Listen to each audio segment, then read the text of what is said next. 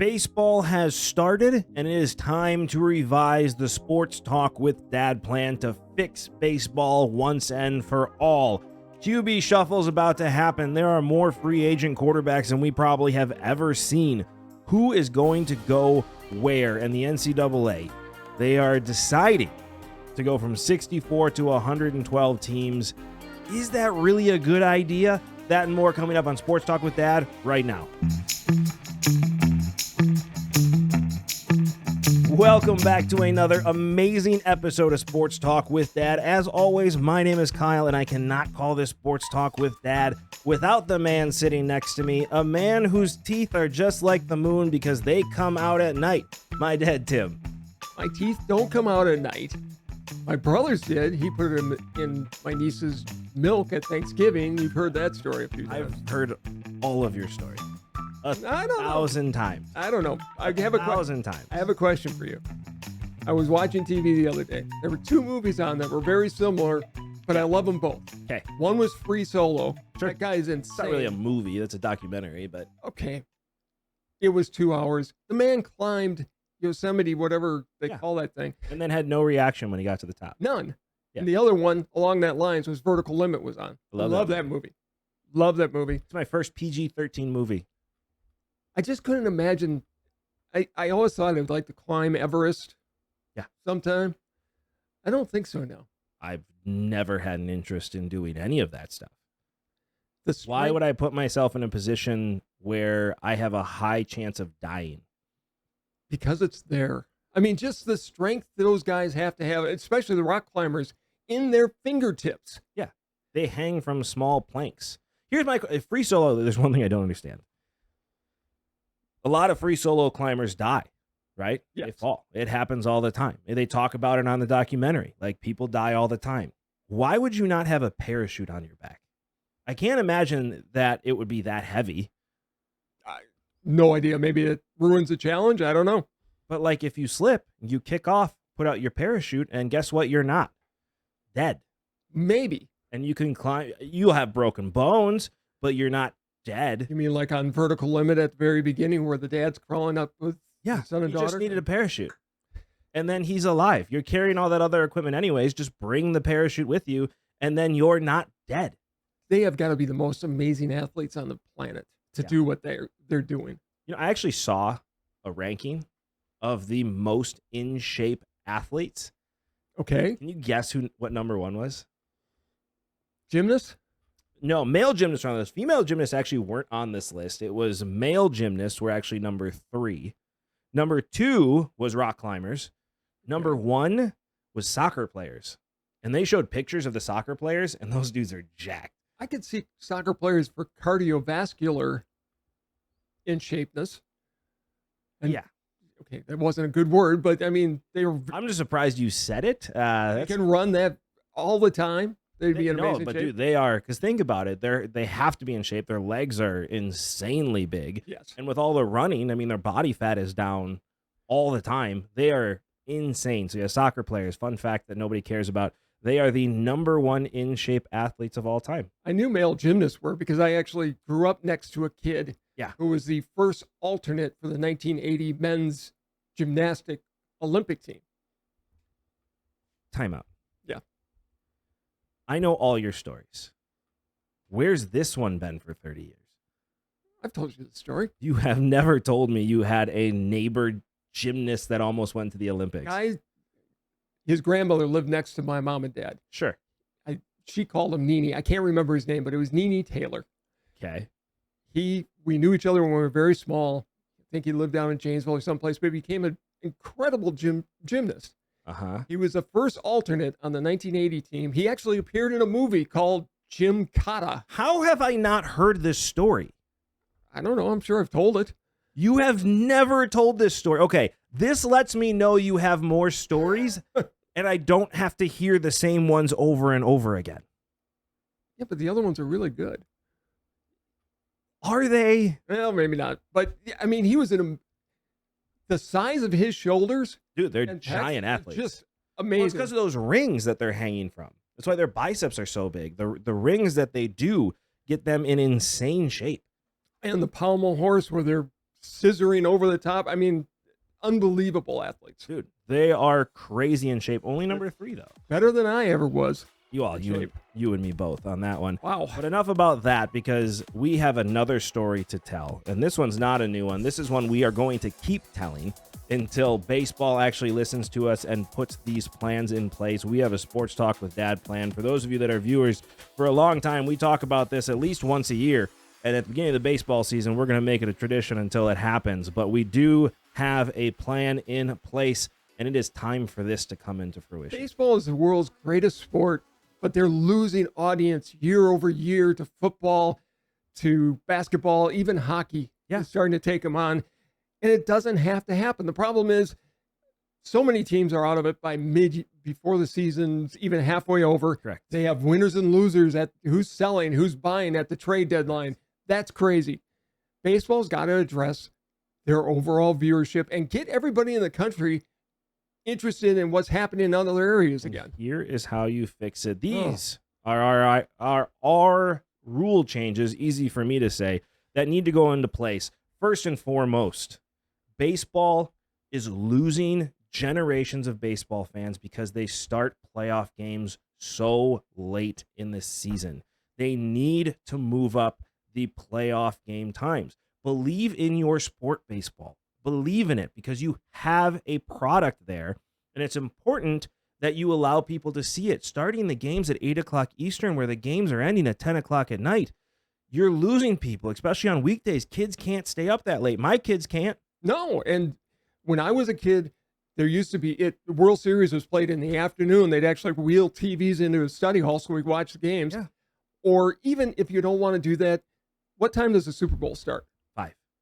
Why isn't the World Series starting in the afternoon? As you said, go ahead, compete against football. You've got to do it anyways. Have some confidence and play your games then. There's zero reason. If you have a Sunday baseball game, Or Saturday. game, well, football doesn't, Saturday especially, but I'm just talking Sunday because you mentioned competing against football. If you have a Sunday game, you need to be starting that game at 3 o'clock in the afternoon Central Time, 4 o'clock Eastern, to give people a chance to watch it. Compete against football. You're competing against football in November, or October, I should say, when people aren't fully paying attention unless they're into fantasy. They will turn on baseball if you give them a product to watch. Exactly. But starting at 8 o'clock, where now you're in prime time, 8 o'clock. I mean, Sunday Night Baseball starts at 8 o'clock Eastern Time, which is absolutely ridiculous. When I was growing up, they used to have the Saturday game of the week. It was on 1 o'clock our time or whenever it was. Yeah. You tuned in no matter who was playing because you were watching baseball in the afternoon. Now every game is on. It was such a money grab. Baseball no longer has the ability to be unique. It's not special to watch a baseball game on TV. Go back to making it special. I agree. Baseball needs to believe in their product, and that's the problem. We've had back-to-back commissioners that don't believe in their product and are more interested in making political moves than they are in actually making baseball great. Well, I'm going to give you a political slogan. Make baseball great again. Think about this. I'm going to get the red hat and it says make baseball great again. Think about this. When I was in the minor leagues, what did I tell you they did before I got there? They gave away their tickets. Yeah. And you know how many people came? None. No one, because it wasn't special. Right. We charged for it. People started coming in. Baseball, you've got to reduce the number of games that people can watch on TV all the time. Make your sport special again. I agree. I 100% agree. The other rule change, and I think this is the most important rule change we have, except for the one that I came up with, what we'll save for later. But this is one you and I came up with a very long time ago. It is time to stop with the wild card. It is time to stop with these 5-team division things. You need to make winning important. What did make baseball so important is that you had to win to get in. Being a wild card means that you didn't win your division. Look at last year. Wild card team got hot at the end of the year and they got in. It made it special because you had to win your division to actually make it into the playoffs. And so we need to make this a 5 3-team divisions per league. We even broke this up here so you can see our idea on what we want to have. And before the critics come out and say, you can't just have 3 teams in a division. Yes, you can. Football's only got 4. Right. Here's what makes it really special and unique, especially if you look at a division. Let's pick one here. Look at the the Philadelphia, Washington, Pittsburgh one. Okay. That is a great example because you have a Pittsburgh team that every once in a while puts up a great team, but they never seem to get in anywhere. Washington has fallen off completely, and the Phillies continue to try to win. What that gives you is a 1/3 chance every single year to make it into the playoffs. It incentivizes you to keep your own players. Yep. And to go out and make the small little changes at the end of the season you need to get over the top, because every year there's a great possibility there's going to be a new winner. Correct. And what makes it even more special is it's going to take away more from that trade deadline because, like you said, you're going to be more interested in what happens in the offseason because now you're going to see what's going to happen and you're not selling off your team. We're going to keep our players. So if Pittsburgh's in last place, all of a sudden they have these star players. Well, we're going to keep them because we have a chance to come back next year. We're going to make some free agent signings, and we have a 1/3 chance of winning this thing every single year.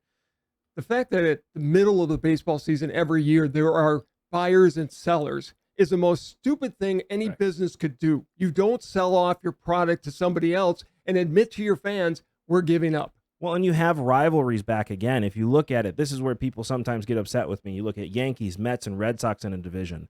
Only one gets into the playoffs. And what makes that so special is that you have to beat those teams to get in. That's how it used to be. Right. Only the Red Sox or the Yankees got into the playoffs. That's what made that rivalry so special is you had to win at the end of the season in order to get in. So either you win or you're out. You celebrate division wins, not sneaking in as a second-place team. And think about the fan interaction in New York City and in Boston, who now will be going against not only the Yankees, but the Mets. Yeah. It's going to be intense. Take a look at another one. The Cubs, the White Sox, and the Cardinals. Yep. Those teams don't like each other on the best of days. They don't. I mean, St. Louis has always been the hammer. The Cubs have been the nail. But you put them in there, they're going to play. It's going to be exciting all the way to the end. And when you can create new rivalries with this, too. Why is that word so hard for me to say all of a sudden? Rivalries? I don't know. know. But if you look at the Brewers and the Twins, those used to be a great rival in the American League. Yes, and you bring in the Blue Jays into that, and all of a sudden you have a very regional rivalry where these teams get to go at each other all the time. Another thing that needs to happen, too, is you need to play those teams more. Correct. It is a constant playing those teams throughout the year, especially at the end of the season. You're playing within your division. Well, I don't know if we talked about this, but I think one thing they should do, and this is stealing from football, because football only plays another division once every 4 or 5 years. Correct. Baseball needs to make yeah, you're right. Yep. Whatever it is. Baseball needs to play a division from another league every few years, not every year. You don't have to play every other team in Major League Baseball every single year. I thought that's new. And I always thought that was a stupid thing to do. Like, we don't need to see the Cubs play the Yankees every single year. What made it special is when they played each other every once in a while. But if you go through the gauntlet of the schedule that you have, and then you face the people in the playoffs, and maybe you've never seen them before. Right, and that's what used to be so great about baseball is you had an American League and National League, and granted, free agency was a good thing. But before, these guys never saw each other, so that's why the All-Star game was so great. It was the only time they saw it. Or you go back and don't have interleague play anymore. That wouldn't bother me at all. You know that. It wouldn't me either, because then it makes the All-Star game special again, because it's the only time you're seeing those people on the field. Honestly, I would be a huge fan of interleague play going away, or you just play one division, like you said. Forget the two. You play one division that's not in your league every single year, and you shuffle through it. That would work. I think I am actually not a big fan of interleague play every single year. I think it's doing terrible things for baseball. It waters down the product. I agree. I mean, if I'm in we're going to obviously shuffle the leagues here, but it's time for that. If I'm in the National League, I want to see the teams I'm going to be playing all the time, and the ones who I'm going to be competing against in the playoffs if I win my division. Right. I don't really care about the American League until we get into the World Series. The only teams we've really seen where people have barked at us about being in the National League is the Sox. That's really the only big change where people freaked out. But listen, who cares? Like, that's not what this is about. It's a smart division change to put people in different leagues, and then you just play them all the time. It's something new. Don't be baseball purists like this old man here. I'm the one. I support this thing. Look, baseball is an ancient game. Yes, there were traditional American leagues and National League teams, but you threw that out when you did the interleague play. I agree. Doesn't matter anymore. It does not. So switch up the leagues, get rid of interleague play would be my favorite. Otherwise, only play these teams every once in a while and go from there. And what makes it unique with not doing interleague play all the time is you can really sell those games then. Oh, absolutely. Hey, the Yankees are playing the Cubs. The Red Sox are playing the Phillies. You know, it's not teams you see all the time. Now you have a product for Sunday Night Baseball. You know what I'm not a fan of? The DH should go away. The DH is across both leagues. That was one of our ideas early on. I completely support it. It's already happened. I've lost that battle, I know. But here's the thing is you do need to bring that chess piece back. You do. And I have an idea. This is well, and when you talk about chess piece, meaning that late in a game, pitchers due up to bat, you may have to make a double switch. Correct. To bring in a pinch hitter or whatever. Do you let the pitcher hit? You always through baseball got to kind of play manager that way in the National League, where it's like, what do I do here with this pitcher? But the DH is there. It needed to happen. So you need to add something strategic back into baseball. One thing I hate because it takes forever is the pitcher changes during an inning. There's 2 outs. There's a lefty batter coming up, and so you bring in a lefty pitcher. I hate it. It takes so much time. And so this rule change would be 1 pitcher change during an inning per game. And that's it. Which means the managers are really going to have to think about, is this guy really blowing up and I just have to get him out of there? Right. Or do I let him try to work through it? Because the other thing it's going to do is going to force starting pitchers to have to pitch. Or at least you're going to have to let somebody go through an inning because you're going to want to save that move as late in the game as you can. So if you have a pitcher in the first inning that's just given up 3 runs, if you switch him out, that's your 1 switch. So can they switch at the bottom of the inning? Sure.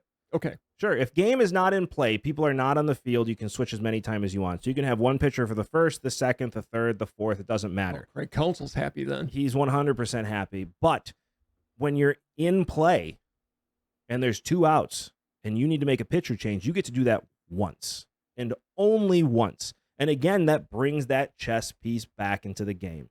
I think you should only be able to change your pitchers once during the game, but I miss starting pitchers, and I know that's not realistic. Now, obviously, this is sans injury. If there's an injury, that doesn't count. Right. But you have to manage that, and so it doesn't become, oh, I'm hurt, and so now you pull them out, and you have to manage that the best you can, but there's ways to do that. This is my favorite change of all of them, besides the divisions, because I really think that it brings that chess piece back into the game that baseball's now missing. And it's hurt the game because you really are watching. It's not softball, but it's a softball type rule because you don't make the changes you used to. Right.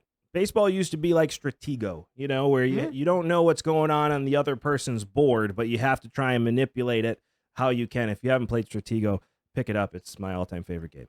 It was fun to watch the managers because they were actually thinking, okay, I've got to make a move. What do I do? Earl Weaver was a master of it.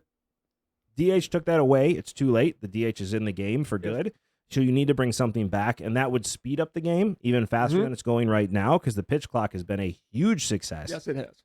And it would also give more to watch, more to think, and now you have a reason to watch that game full time. And that brings us to our next rule, which actually I'm a baseball purist, but I love this idea. It took me 2 years to get him on board with this, by the way. Well, yeah, and we have to give credit. This is actually a Mike Greenberg idea originally. It is.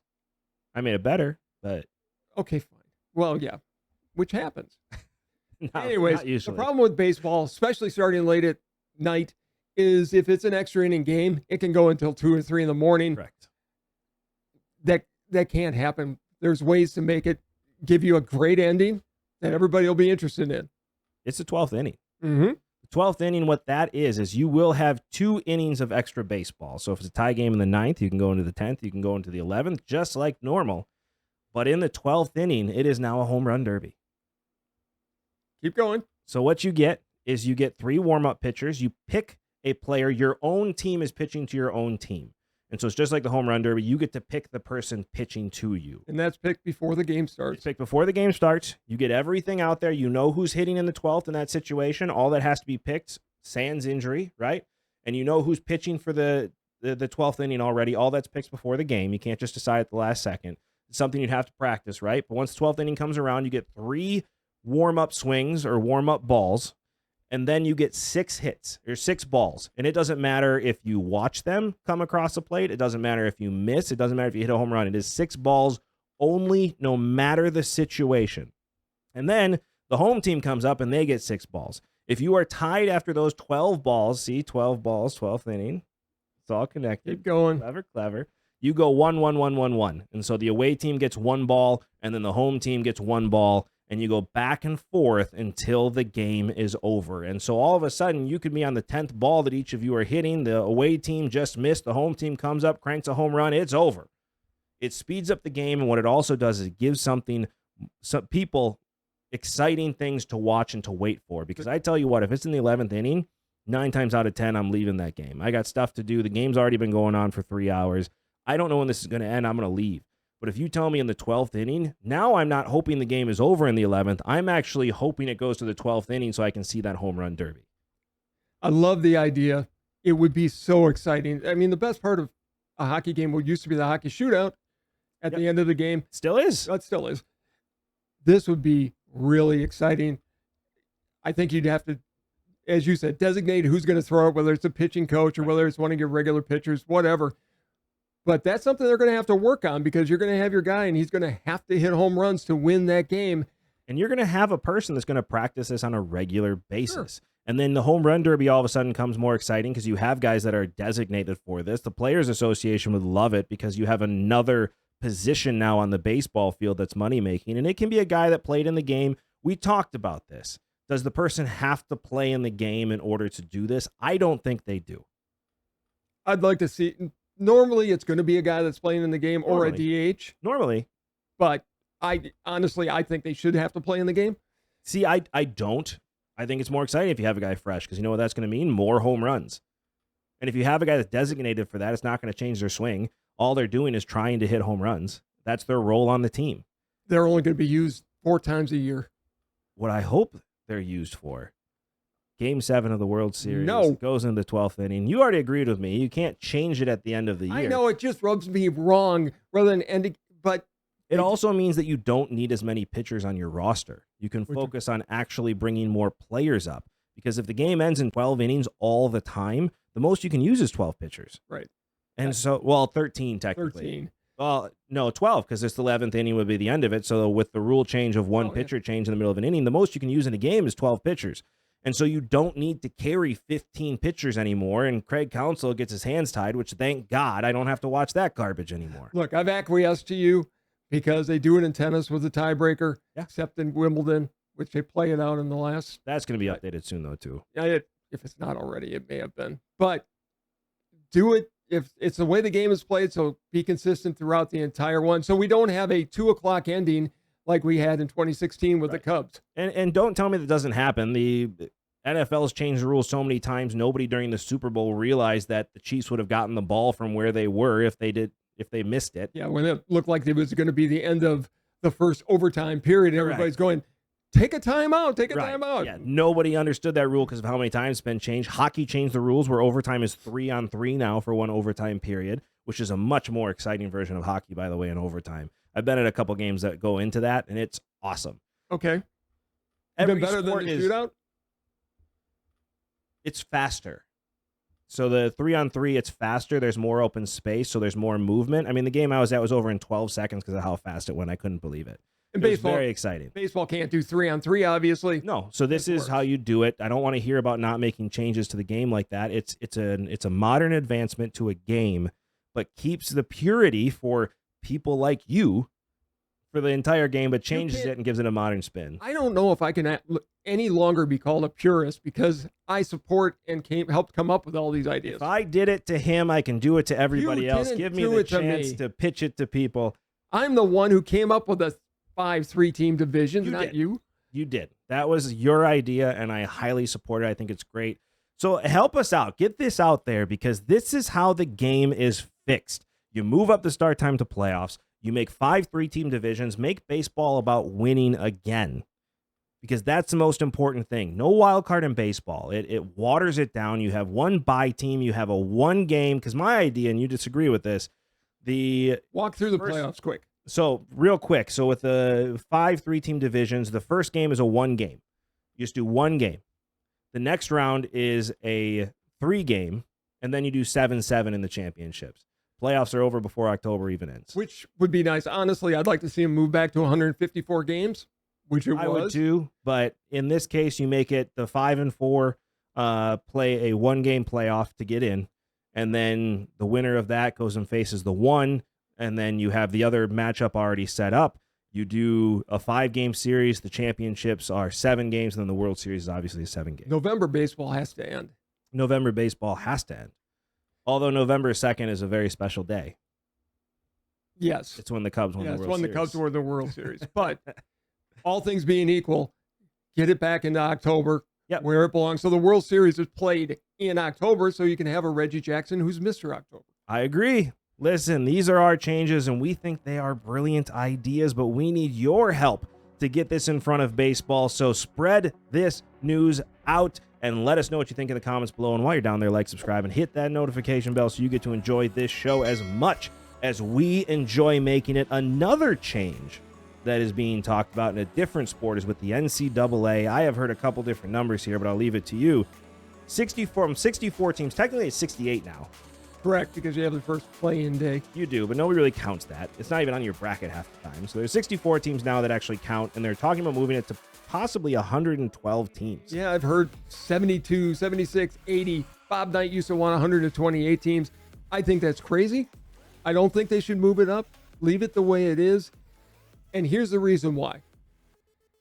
The regular season has to mean something. And right now, if you put everybody in, your regular season is even more watered down than it already is. Yeah, nobody watches the regular season in basketball. In the NCAA, it starts in January probably. That's when most people start paying attention. But you have to win to get in. This way, you're going to start seeing teams that get hot at the end, and I don't want to see them expanded. I'm going to say this. I agree with you, okay? But I need to play devil's advocate here. Go ahead. And since you are the old man that likes things to be pure and perfect as they once were in the 1920s, I need to ask you questions. Go ahead.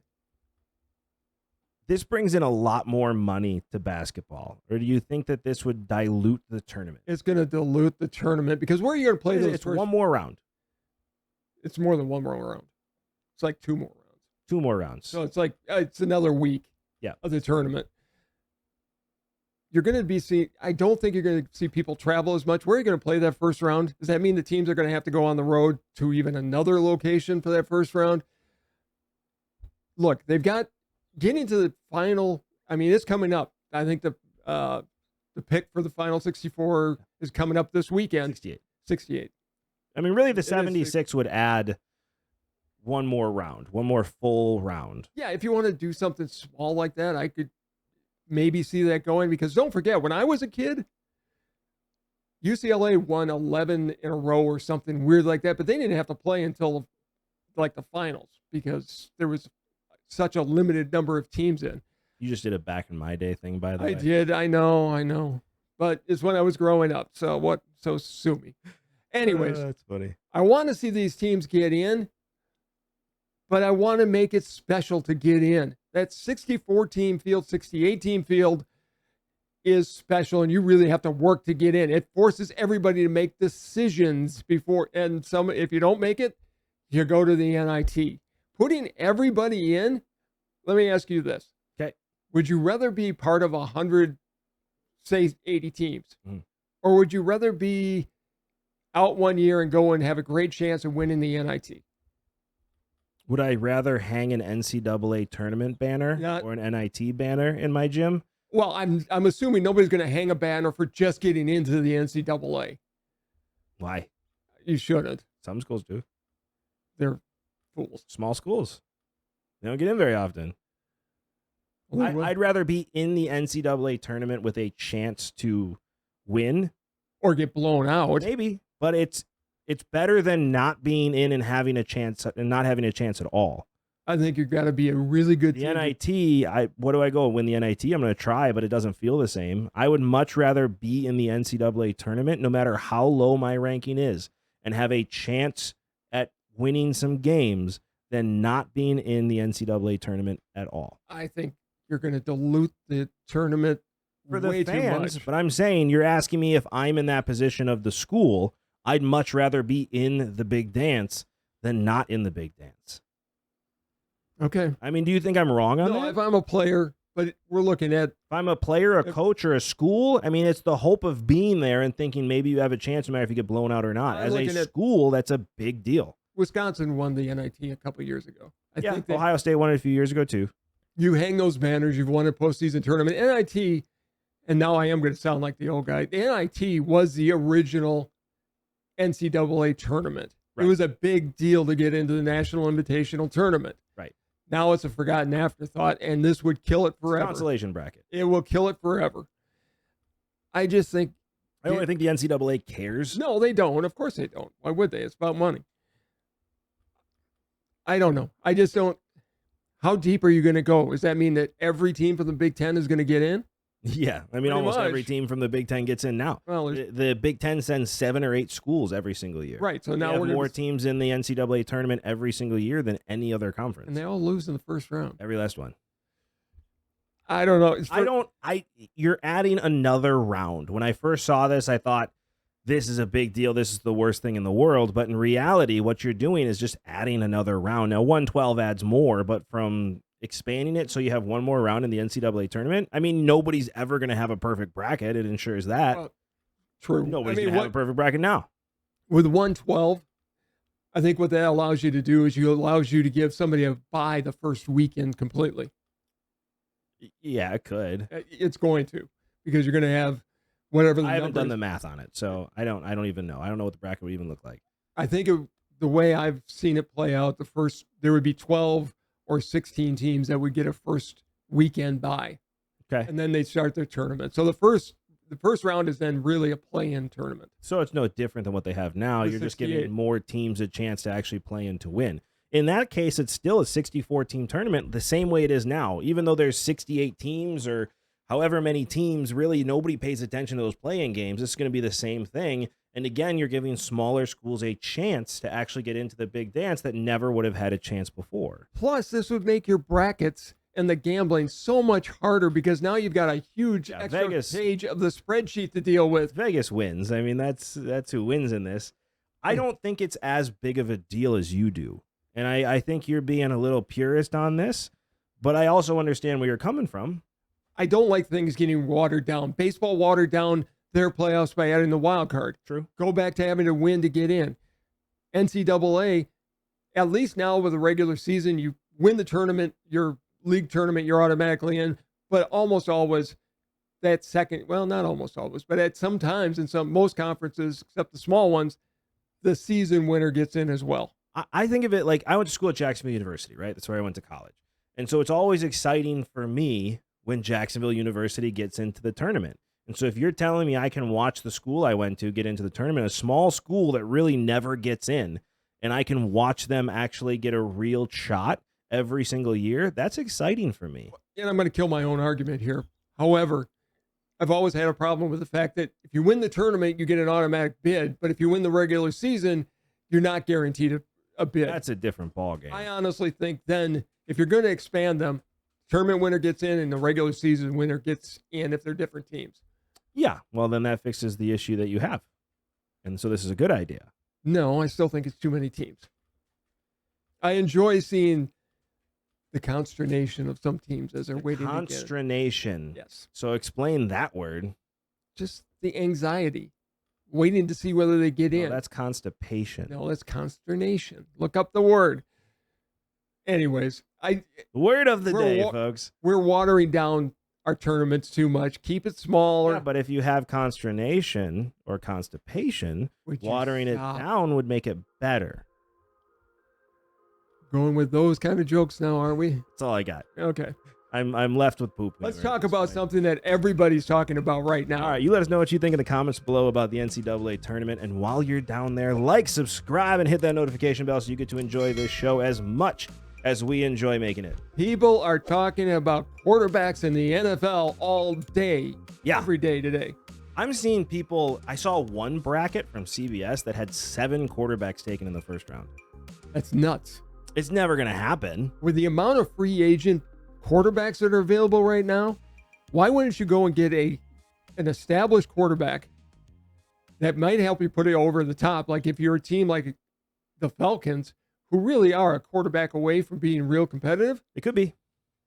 Why wouldn't you go and get one of those guys, whether it's Kirk Cousins, Justin Fields, well, whatever. Especially in a situation, Caleb Williams, even though he has been seen as the number 1 overall pick from the word go, all of a sudden people are starting to talk about the same things I've been talking about for a year and a half. He has character questions.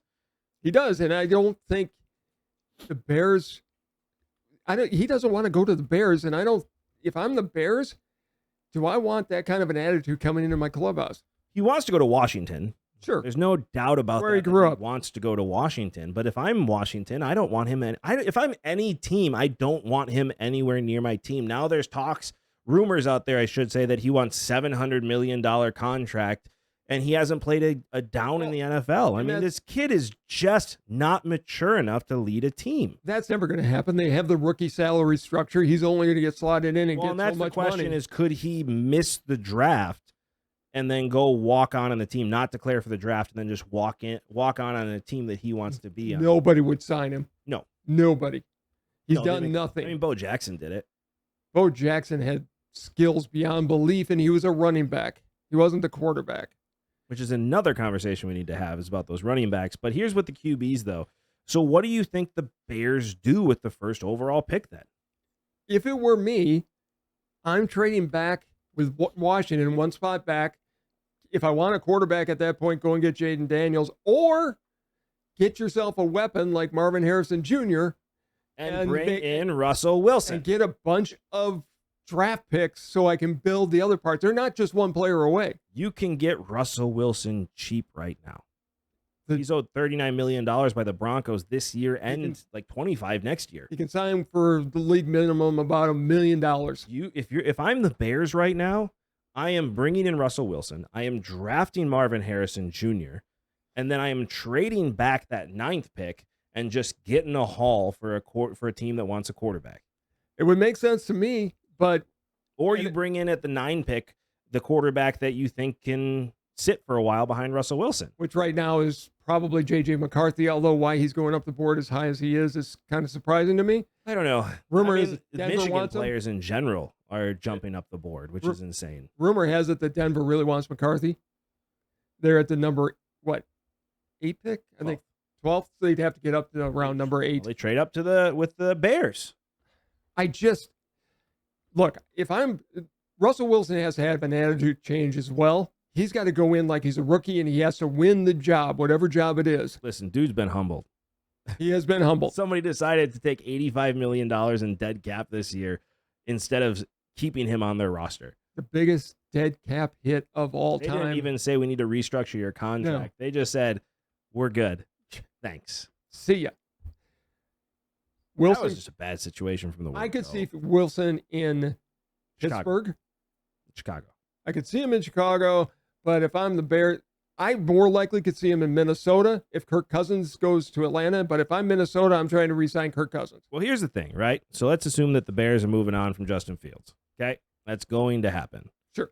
The other teams that are on the list, Washington Commanders are in high need of a quarterback, which I don't fully agree with. I don't think Sam Howell's that bad. He threw for over 4,000 yards. That chip is sailed. It's a bad team. I feel bad for the kid. You have the New England Patriots, the Minnesota Vikings. You have the Raiders, the Broncos, the Falcons. The Seahawks are in need of a quarterback. No, he's not going back to Seattle. I'm not saying he's going back to Seattle. I'm not. The Cowboys seem to be sticking with Dak Prescott. They're going to sign him and then maybe look at Trey Lance next year. Here's one thing nobody's talking about that I could really see happen. You have Jared Mayo, who's a brand new coach, and you want to start him off on the right foot. Okay. Watch the Patriots to be a dark horse for Kirk Cousins. I could see that. I could also see Wilson going there.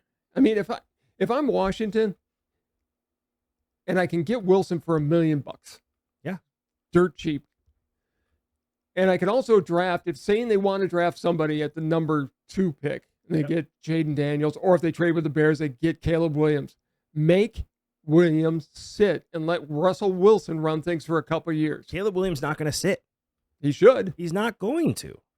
Again, Forget Caleb Williams. Quit talking about him. This guy should be a 5th-round pick if drafted at all. His attitude is garbage. Don't touch him. Anybody who drafts him this year in the 1st round gets what they deserve. Okay. And be a bad team forever. My thought is Wilson to the Bears. Fields is then traded to Atlanta. Cousins could either go to Denver, which would be a good fit. Denver's going to go with a rookie. They're going to draft. Have him sit. Well, bring in Cousins and have him sit. If you look at the list of quarterbacks that have sat for at least 1 year, sure, they all are much better than the quarterbacks that started right away. If I'm Kirk Cousins, I want to go to a weak division, NFC South. I want to go where I've got a chance to win, Atlanta, and don't forget, I also heard that Baker Mayfield may go someplace else. If he leaves Tampa, he's a fool. He's staying in Tampa. I think Cousins still ends up in Atlanta, and I could see Wilson in Minnesota. I can see Wilson in Minnesota, too. I think it makes sense for the Bears to sign him, though. They're rebuilding their team. They can draft a quarterback if they want to that he can sit for a couple of years. You're not stuck with Caleb Williams. I think you have players like Michael Penix Jr. I think you have J.J. McCarthy, who could be good if he sat for a few years and learned. I wouldn't draft J.J. McCarthy, but you have Drake May, who could sit for a little bit. You go a bunch of different directions. We're also not saying Kirk Cousins couldn't go to Chicago as well. Kirk Cousins is not going to Washington. He's not going to Chicago because they're not ready to win. He wants to go to someplace where they have a chance to win. He could easily go to Denver. That team is ready to go. They have 2 great receivers. They have a solid running back game. They could really make a move with him as their quarterback. I think they want to go young so they can try to build up their next Drew Brees. That's fine, but there's something about going young and also bringing in a veteran, especially a talented veteran, that can hold on to the team while the young guy gets ready. The Packers have done that 2 quarterbacks in a row, and guess what? It's worked really good 2 times in a row. Here's the problem with Kirk Cousins. He's a 38, 39-year-old guy coming off an ACL. He's only going to play for Achilles, thank you. Couple more years. Right. Perfect situation. Hold on. He's never won. Okay, but you don't, if you're Denver, you don't need him to win. You're rebuilding your team anyway. I have a dog in my lap. Hi, go. I lost my train of thought. Stupid. You're in Denver. If you're in Denver, you don't need him to necessarily win now. You need to keep the team relevant and get people excited to come to Denver, and you need to sell tickets. You bring in Kirk Cousins for a couple of years. You have your rookie quarterback sit, and then you move on from him and bring in the rookie. Kirk Cousins gets exactly what he wants, which is a good chance to win. Denver gets exactly what they want. Now they have a seasoned guy who's been sitting there, and you're good to go. I've not heard Wilson to the Bears from anybody, and I know we're going to hear a ton of things over the next few weeks until everybody's signed. Wilson to the Bears, Cousins to the Broncos, Cousins to the Fields to Atlanta. Fields is not going to Atlanta. I don't know where he's going, but I just think the Atlanta thing is cooled off a lot. I don't see it. If I'm Kirk Cousins, Denver makes sense. Well, Denver's a great place to live, or it used to be. Yeah, and it's a good team with a good coach, right? I think Cousins would get along fine with his work ethic. Yeah, he would get along fine with Sean Payton. He's a fiery guy. A match made in heaven. I don't see it happening. I do. I see him going to Atlanta. I really don't anymore. I don't see that happening. If anything, I can see Russell Wilson going to Atlanta. I could see Russell Wilson in Washington. Don't forget, he worked with Dan Quinn in Seattle. Nah. Right. That's the reason he's not going to Washington. Russell Wilson did not leave Seattle on good terms. No, he didn't. But was Dan Quinn there when he left? Dan Quinn was there when his defense picked up the slack for any of his misgivings that he had. Dan Quinn was also there when they decided to pass instead of run the ball and lost a Super Bowl. That wasn't Wilson's call. It's the quarterback's responsibility to audible out of that situation. Would Aaron Rodgers have audibled out of that situation? Yeah. He would have. With John Elway? With Bart Starr? Would any of them have audibled out of that situation 100% of the time? Russell Wilson was a younger quarterback at that time. He was a Super Bowl champion at that time. I know. I'm not arguing with you, but I don't see Wilson. You saw the lineup, you saw him cheating, and you didn't change the play. I don't see Wilson ending up in Chicago. I can see him in Minnesota. I think that would be a good fit for him. I just think it's time for teams to start looking at veterans like this to start while the young guys sit. That's the best way to build a team. Sure. And if I'm Kirk Cousins, and if I'm the Pittsburgh Steelers, and I could see with Kirk Cousins. And I really still believe in Kenny Pickett, you let Kenny Pickett sit behind Kirk Cousins for a couple of years. You can't do that to him. You can't bench him after he's been starting. Sure you can. Steelers are going to stick with Kenny Pickett, and that's the sad thing. I could also see Russell Wilson in Pittsburgh. They're going to stick with Kenny Pickett. They need to move on from Kenny Pickett. We've talked about it. They won in spite of Whopper Jr. hands, okay? It is time for them to move on. He is not an NFL quarterback. He never has been. The reason he was drafted where he was is because that was one of the weakest quarterback draft classes in the history of the NFL. So where do you see Cousins going? And don't forget the Raiders, and we haven't even talked about them. They're going to be in play. I can see Fields in Vegas. I could too. I think Kirk Cousins is going to Denver. I could also see Jameis Winston ending up in Denver as a stopgap. If they're going to draft McCarthy, bring it. Well, don't forget, Sean Payton and Winston worked well together for a year. Did they? Yeah, I think so. Jameis Winston is fun to watch. He is. And I want him to start in the league again because I really enjoy watching him play because you don't know what's going to happen. And his attitude is awesome. It is. And the things he says are so ridiculous. I'm a big Jameis Winston fan just overall, but as a starting quarterback, I would not have him be my team's starting quarterback. If I'm one of these free agents, I want to go to the NFC South, the weakest division in the NFC, not the AFC, where I have to run the gauntlet of Hall of Fame quarterbacks. In the NFC, who do I have to get over? Denver, you have a sneakily good team that's a quarterback away. I think they're more than that. You have the money for a guaranteed contract for Kirk Cousins. You give him $35 million guaranteed for 3 years, and pay out $39 million on top of it to Russell Wilson. You have to, but I know you got to do what you got to do. It makes sense for me. That's the only thing that can hold it back is they put themselves in such a bad cap situation. I don't know if they can afford Kirk Cousins. You may be stuck with going with a rookie for a few years, but in a perfect scenario, if I'm Denver, Kirk Cousins is my answer because he wants guaranteed money, right? Which means you can get him for 35. You don't have to pay him the ridiculous $50 million that players are getting now. That's cheap with the salary cap the way it is right now, and you can keep the team that you have and run with it. Denver could be one of those teams that has just set their franchise back for the next 5 to 10 years. Yeah, they have. I mean, it's just the reality of it. They're completely restarting at this point. I just think Cousins to Denver makes a lot of sense. As of drafting quarterbacks, Jaden Daniels. I don't know if there's a lot of teams that I don't think this quarterback market in the draft is as good as people say it is. I just don't think it is. I think Drake May has a chance to be a star. Caleb Williams has bust written all over him. Yep. Jaden Daniels is a one-year transfer. I mean, nobody knew who he was before the start of the season. He has one good year. You know who else did that? Jamarcus Russell. Yeah, how'd that work out for the Raiders? Now, Jaden Daniels, don't get me wrong, seems like a much better person in a drive, but we don't know. We thought that of Jamarcus Russell as well. I don't trust quarterbacks that have only had 1 year. Michael Penix Jr. is one of my favorite quarterbacks in this class, but we don't know if he can stay healthy. J.J. McCarthy, I think, is slowly becoming the most overrated player in this draft. But he's been moving. People are all of a sudden infatuated with him. They have been from the word go, and I wish nothing but the best for the kid. He played for Michigan, so I don't really care what happens to him. But it's going to be interesting to see. The free agent market. I don't see any big quarterback here. Like I said, Drake May seems to be the guy. I'm a huge Michael Penix Jr. fan, but again, the injuries, you have to worry about that.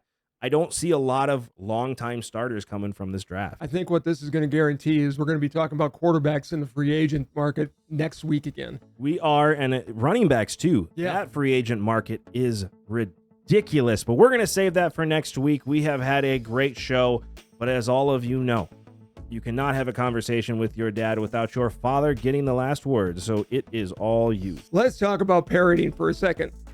A couple of things happened this week that just made me shake my head.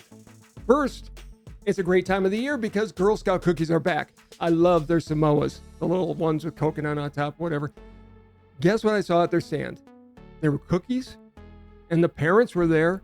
What I didn't see was any Girl Scouts. Parents, you're not teaching your daughters a damn thing if they aren't out there selling and making change and learning how to interact with the public. The second one is the one that hurt the most. It's the beginning of baseball season, and as you know, I love baseball season. I was out there and I saw some kids getting a little early practice, so I wanted to drive over and stop in and watch. And it would have been perfect if the dads weren't there. Instead of hearing coaching, I heard yelling about the fact that they lost last year's final tournament and how that wouldn't be accepted this season. One of the other dads was yelling, "You'll never get to college or the pros with an effort like that." Let me tell you, Dad, I've got some news for you. The odds of your kids playing pro baseball on any level are about the same odds of him winning the lottery. They may make it to college ball with a lot of hard work, but that misses the point altogether. Coaching should be about learning the fundamentals with a huge emphasis on the first three letters. Fun.